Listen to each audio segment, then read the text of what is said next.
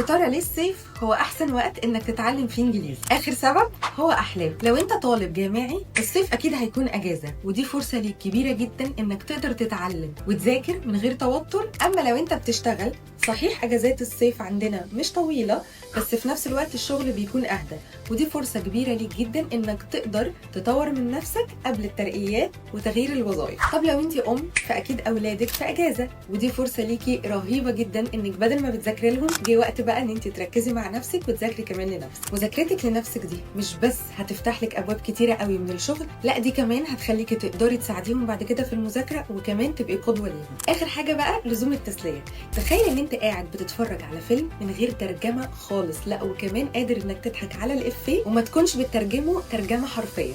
في النهايه احب اقول لكم الصيف هيخلص والساحل هيقفل، لكن اللغه هي الحاجه اللي قاعده معاك بقيت عمرك. ابعتوا لنا رساله او اكتبوا لنا كومنت الصيف وهنبعت لكم التفاصيل.